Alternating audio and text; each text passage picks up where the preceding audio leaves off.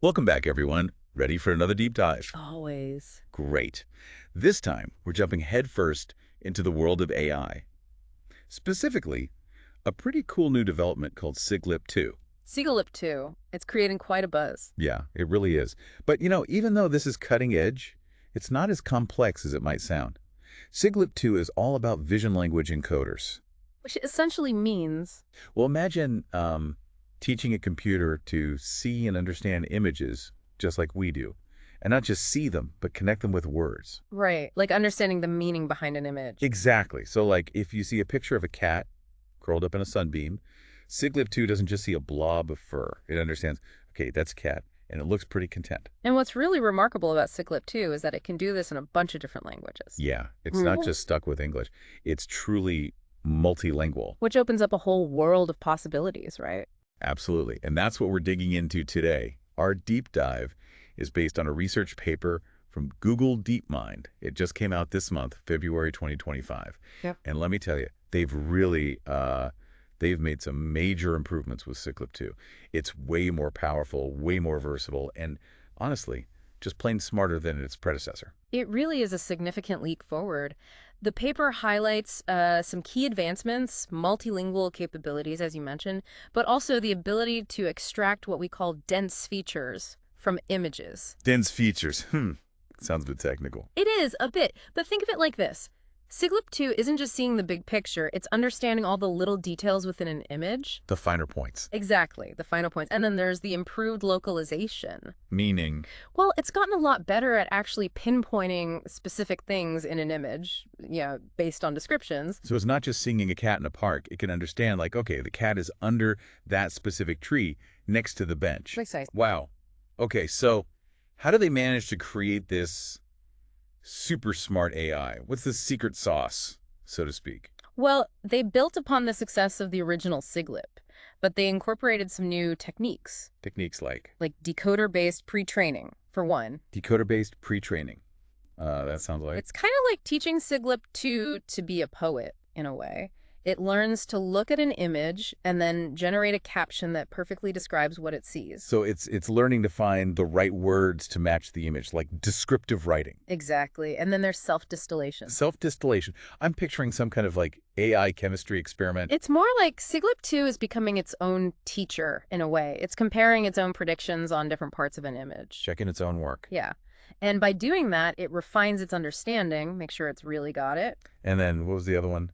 Masked prediction. Ah, yes. Masked prediction. Imagine you cover up parts of an image and then ask SigLIP 2 to guess what's hidden, based on what's around it. So it's like a visual puzzle. Yes. It's learning to see the whole picture even when parts are missing, which is pretty remarkable when you think about it. It is. So all these techniques combine to create this amazing AI. But you mentioned something earlier that I want to come back to the multilingual aspect. That seems really key here. It is. I mean, one of the things that makes SigLIP 2 truly stand out is that it can handle, a really wide range of languages. And how did they manage that? I mean, do they just like feed it dictionaries? It's more sophisticated than that. They trained it on a massive data set called WebEI. WebY. Think of it like a giant library of images and text from all over the world.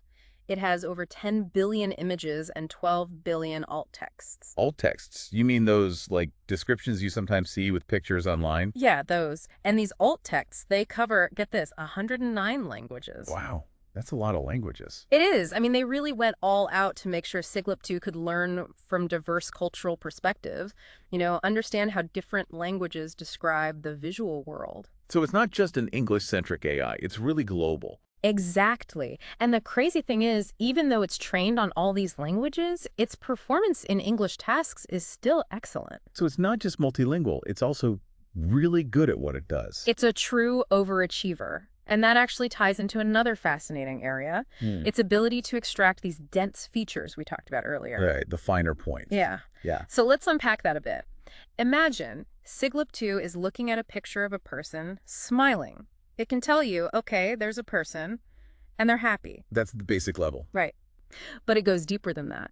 It's also picking up on things like the wrinkles around their eyes when they smile, the texture of their skin, the subtle way their hair falls. The nuances. Exactly, those subtle details that tell you even more about the image, and that's what allows it to perform really well in tasks like semantic segmentation. Semantic segmentation. Now that one, I need a refresher on. It's kind of like digitally labeling every single pixel in an image. So you're not just saying there's a person. You're saying, okay, these pixels are their skin, these pixels are their hair, these pixels are their shirt. So like a super detailed breakdown of the image. Exactly. And then, of course, there's the improved localization we talked about. Right. The pinpoint accuracy. Yeah, it can really zero in on specific details within an image based on textual descriptions. Like, find the cat that's hiding behind the blue flower pot. Precisely. SigLIP 2 could easily handle that.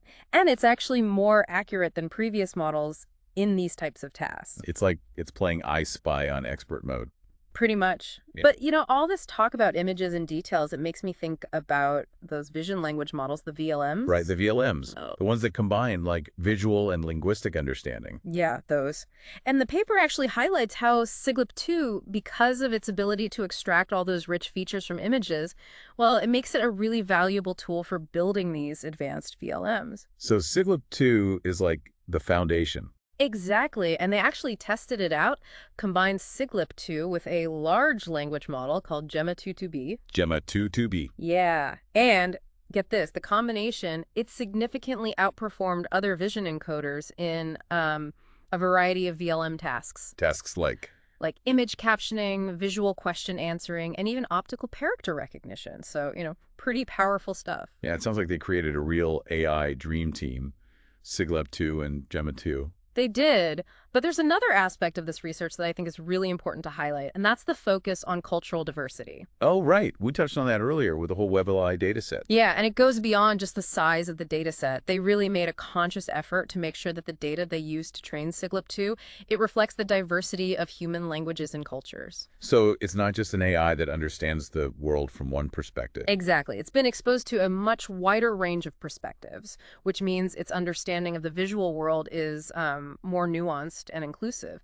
And that's a big deal. It is. It's like they wanted to make sure SigLIP 2 could see the world through many different lenses, so to speak. Exactly. So we've seen how impressive SigLIP 2 is, but how does it actually stack up against other AI models out there? I mean, the AI world is constantly evolving. It is. There are new models popping up all the time, so it's really important to see where SigLIP 2 fits in. And the researchers, they actually did a pretty thorough job of comparing it to other models in their paper. And what were some of the key takeaways from those comparisons? Anything that really jumped out at you? Well, one thing that was really clear is that SigLIP 2 consistently beats its predecessor, the original SigLIP, across the board. Across the board? Yeah, we're talking significant improvements in a whole bunch of areas, like take zero-shot image classification, for example. Okay, zero-shot image classification. Now, remind me, what exactly is that again? Imagine you show SigLIP 2 a picture of something it's never seen before. Let's say, I don't know, a pangolin. A pangolin. Okay, never seen one of those. Right. So zero-shot classification means that SigLIP 2 can still accurately identify the image, even though it's never been specifically trained on pangolins. So it's like it's using its existing knowledge to figure out what it's seeing, even if it's something totally new. Exactly. It's this ability to generalize and adapt, which is really important for real-world applications. But SigLIP 2's strengths don't stop at just image classification. It also does really well in tasks like image text retrieval. Image text retrieval. So like if I'm searching online for, say, a cat wearing a tiny sombrero, SigLIP 2 could actually help me find the perfect image. Precisely. It's really good at connecting those words with the right visual, Right. which could make search engines so much better, right? Oh, yeah. No more scrolling through pages of irrelevant results. Exactly. But I think the most important comparison in the paper is how SigLIP 2 performs as a vision encoder for those powerful VLMs we talked about earlier. Right, the VLMs. Those vision language models that combine, like, the eyes and the brain of AI. Exactly. And in that arena, SigLIP 2 really shines. They tested it out by combining it with a large language model called Gemma 2.2b. Gemma 2.2b. Yep, that's the one. And the results were pretty amazing.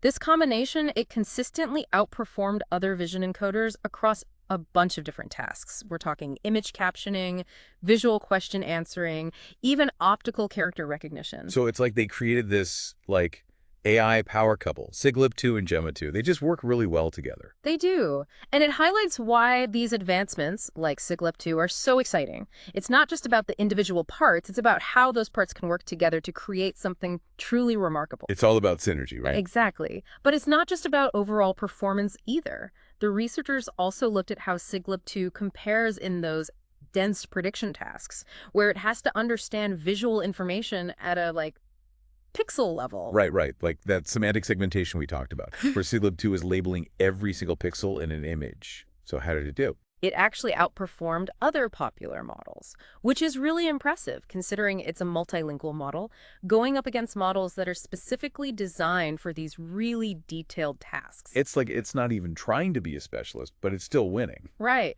And I think a lot of that has to do with how it's trained. Remember that self-distillation technique we talked about? Yeah, where it's basically checking its own work, comparing its predictions on different parts of an image. Exactly. And that seems to really help it develop a much deeper understanding of those local image features, the finer details. So it's not just seeing the forest, it's seeing each individual tree. Perfect analogy. And that attention to detail also seems to translate to improved localization abilities, too. Right, that ability to pinpoint specific things within an image. Like if you describe something, SigLib 2 can actually find it. Exactly. And it's significantly more accurate than previous models in those referring expression comprehension benchmarks. It's like playing I Spy with a superpowered AI. Pretty much. But, there's another area where SigLip 2 really stands out, and that's in what we call open vocabulary tasks. Okay, open vocabulary tasks. I'm not sure I'm familiar with those. Well, imagine you're reading a book and you come across a word you've never seen before. You might be able to figure out what it means based on the context, right? Right, like using the other words around it as clues. Exactly. So in an open vocabulary task, the AI, it has to do something similar. It has to adapt and learn to recognize categories that it wasn't specifically trained on. So it's like it's got to think on its feet and figure things out. Yeah, pretty much. Right. And SigLip 2 is actually doing remarkably well in these challenging situations. It's Yeah. even outperforming some larger models that are, supposed to be specialized in these areas. Like it's just naturally gifted at learning new things. Very adaptable. Exactly. And that adaptability is a big deal, especially in the real world, where AI is going to encounter all sorts of new and unexpected situations. Right. It needs to be able to roll with the punches. But the researchers didn't just stop there. They actually developed a special version of SigLib 2 called NAFlex, which takes things even further. Ah, yes, NAFlex.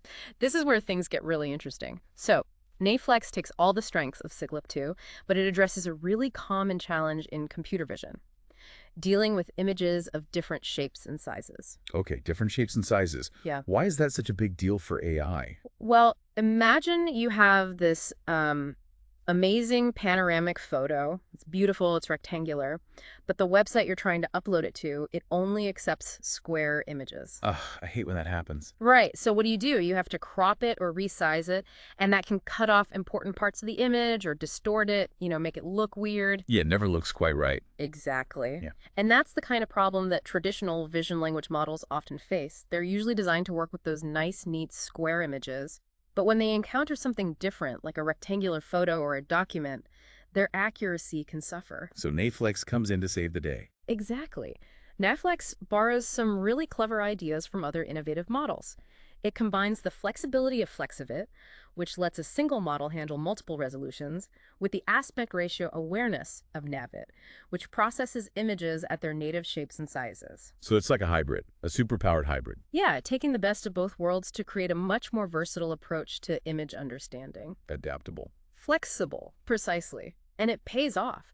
Netflix consistently outperforms the standard SigLip 2 model in tasks involving images with all kinds of different aspect ratios, like reading text on documents or understanding screenshots. It's like it has this superpower to see the world through different lenses, adapting to whatever shape or size the image is. That's a great way to put it. This adaptability makes NAFlex really valuable for a much wider range of applications, especially for things like documents or, any image that doesn't fit that standard square mold. So it's like SigLib 2 got a major upgrade with NAFlex, even more versatile, even more capable. It's really incredible to see how fast this field is moving. It is. And while we've been focusing on comparing SigLip 2 to other models, it's important to remember that this research isn't just about competition. It's about collaboration.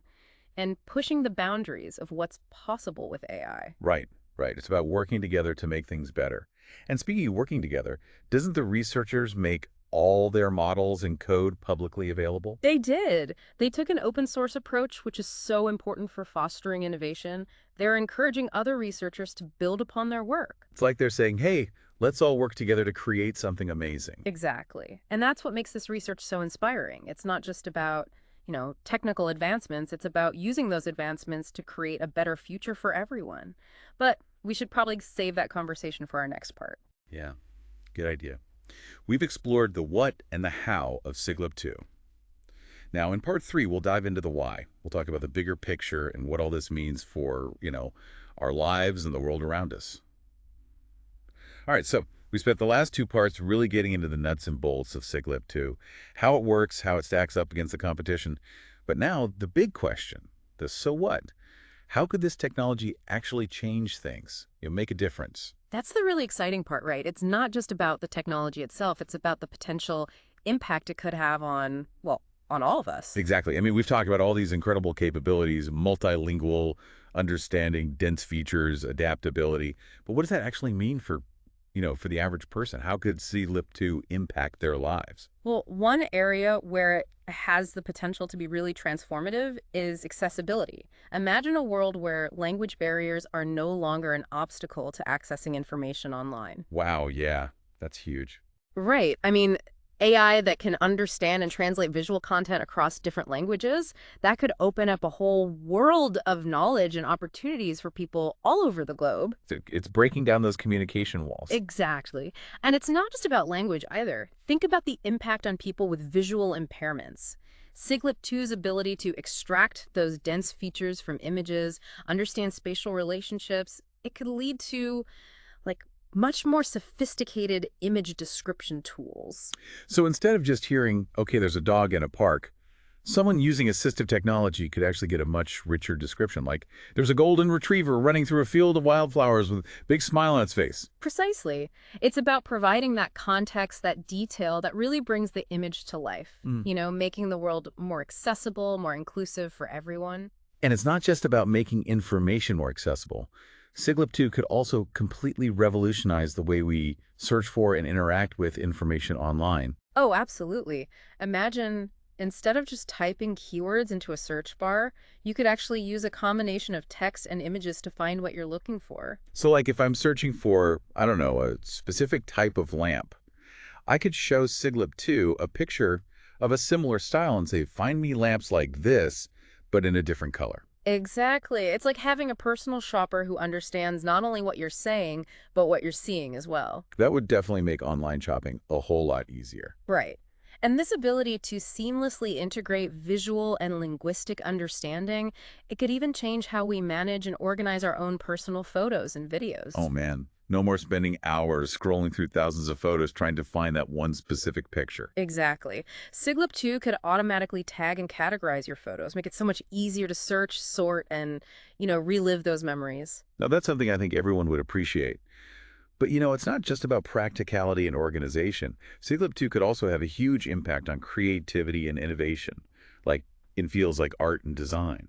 Definitely. I mean, imagine AI tools that can actually collaborate with artists, help them explore new ideas, experiment with the different styles, maybe even co-create entirely new works of art. It's like having an AI muse, always there to inspire you. Yeah. AI could become this incredibly powerful tool for creative expression, really push the boundaries of what's possible. Yeah, and speaking of pushing boundaries, SigLIP 2 could also transform how we experience narratives. Huh. Like in books, movies, video games. Oh, yeah. Imagine reading a book and the descriptions, they actually come to life with visuals, generated by AI. It would make the whole experience so much more immersive. Wow, that's like next level storytelling, blending imagination and reality. Exactly. But of course, with any powerful technology, there are always things we need to consider. Ethical implications, potential challenges. We can't just ignore those. Right. It's crucial to make sure that advancements like SigLIP 2, that they're used responsibly, Yeah. that they benefit society as a whole. Absolutely. As AI becomes more and more integrated into our lives, we need to be having open and honest conversations about its impact, Make sure we're using it to create a better future for everyone, not just a select few. It's about using it for good. Exactly. Well, I think that's a great place to wrap up our deep dive into SigLIP 2. It's been quite a journey, exploring all the amazing things this technology can do. But as we always say, the exploration doesn't end here. There's always more to learn, more to discover. So keep those questions coming, keep diving deep into the world of knowledge, and join us next time for another exciting deep dive into the ever-evolving world of AI.